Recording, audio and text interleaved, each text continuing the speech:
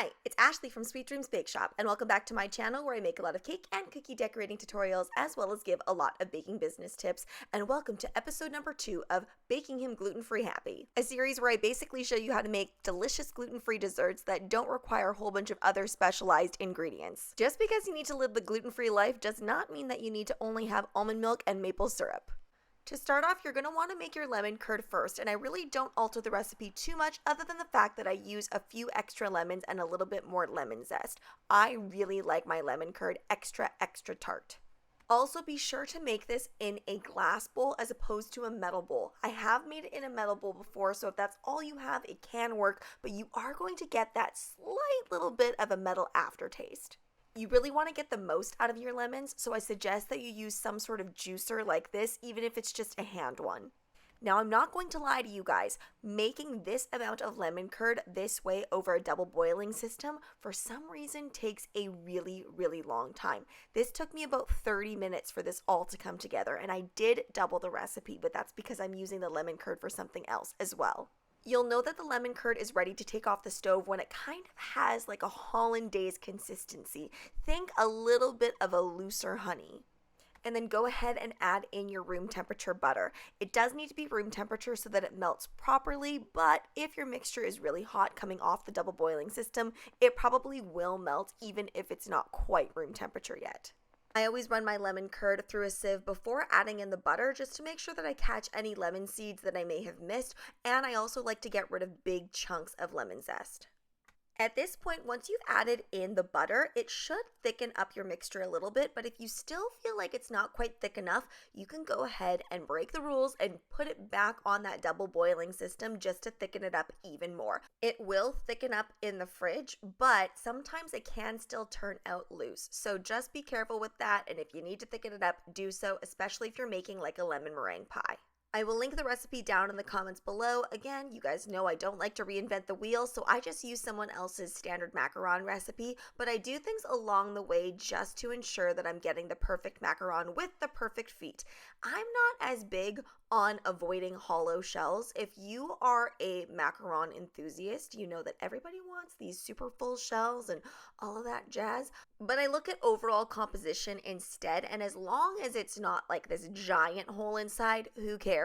I just really am looking for those nice tall feet. Some macaron recipes do call for you to run both the icing sugar and the almond flour through a food processor first. I find this way a little bit riskier, especially if you haven't made macarons before. Releasing the oils from that nut can be a good thing, but sometimes it can cause oily macaron shells that are super brittle. So I've actually switched my ways over the years, and I tend not to process it unless my almond flour is a little bit chunkier than normal. You do want to ensure though that you are running that mixture through a French sieve to ensure that all of the chunks are out, because nothing is worse than a chunky macaron.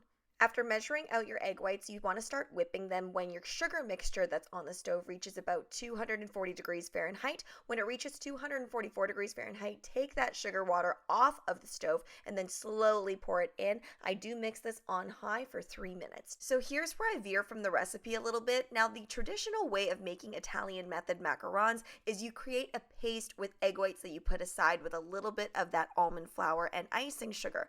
I completely skip this step because I find it unnecessary, and I find it way more difficult to actually incorporate that once you have that meringue in there. So what I do instead is the egg whites that are asked to be put aside with the almond flour and the icing sugar, I do that step, but I don't create a paste. I just dump it in there, and then I go ahead and dump in the rest of my meringue and then fold it in.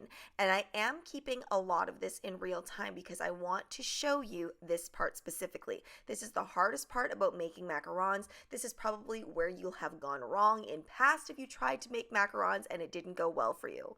The way that I was taught in the first place to make this led to a lot of mistakes for me. So I'm just showing you the way that I do it so it's foolproof for me. Hopefully it works out for you too. The best way I find to do this is to first incorporate everything really well so that you get rid of any streaks of almond flour or icing sugar that have not been fully touched by the wet ingredients. Once you make sure that everything is fully incorporated, then you can go ahead and beat some of that air out. And I used to switch to a giant whisk, but instead I just stick with my spatula because this gives me the most control. I can even tell from the playback here that it's not quite ready because you kind of want a honey-like consistency that's just a little bit thicker. And yeah, I left it so that it was a little bit too thick still. The reason is because I wanted to make lemon-shaped macarons, but I needed to go just a little bit more with the turning of that batter because you end up seeing a little bit of puffy marks in them later on. I didn't actually get a beauty shot of the finished lemon macarons that were in this shape, but it's very visible later on when you see me actually putting these ones together. So I would go a couple more turns with that just so that it doesn't maintain its shape so much. I should also mention that the food colorant was added in the portion of the recipe when you add in those egg whites to the almond flour and icing sugar without creating that paste. You add it directly into those egg whites.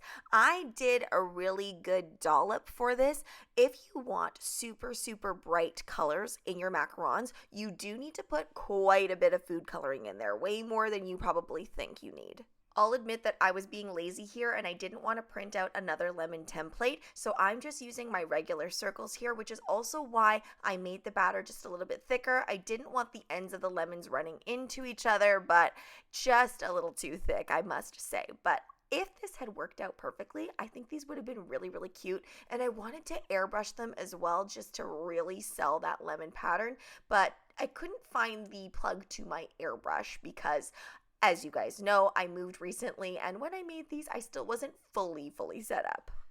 After trying to bang out that pan and really just trying to get those designs nice and flat, I realized I couldn't, so the best bet was for me to just switch to some round macarons, which I did, and these ones actually turned out really, really perfect with pretty good feet as well. And if you don't know what the feet of a macaron are, it's that little bubbly part when you look at the side of a macaron. Moving along to my little burger buns, this turned out much better. I had a much better consistency with this. I learned with the lemon ones. I knew what I needed to do, and I have made these in past actually video a long time ago where I made some burger macarons.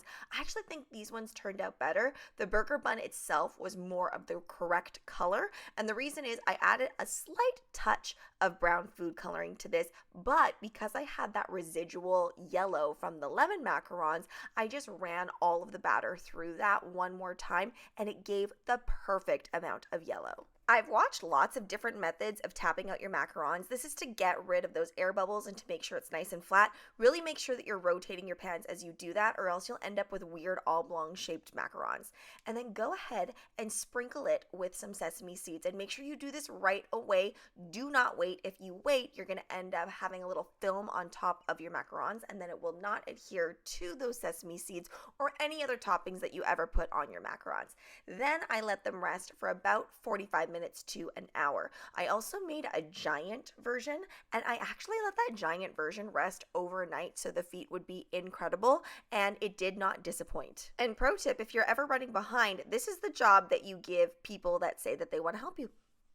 I made some Italian meringue buttercream, and if you want to know how to make that, check out this video in the upper right hand corner. I've made it lots and lots of times. You can also use American buttercream, whatever buttercream you want. I'm really just creating a dam so that I can put that lemon curd that we made earlier in the center. And I don't try to outline all the way around perfectly. Instead, what I do is I create that circle, really making sure to have quite a tall border around so that I can fit in as much lemon curd as possible. And then I just give 2 little dollops on the end there. And in the beginning of the video, I talked about how I do like a bit of a thicker lemon curd. I do like it thicker as well for macarons. I find if it's too loose and there's too much moisture in there, then what ends up happening is it starts soaking through the macaron. So I do like mine a little bit more thickened up. I'm using a piping bag. You can easily use a little spoon if you'd like to, but when you're making as many macarons as we are today, you want to use a piping bag to speed up that process. And be generous with it. Making macarons is a process, so I like to be as generous as possible with fillings to really make it worth my while and to make sure that those macarons pack a punch.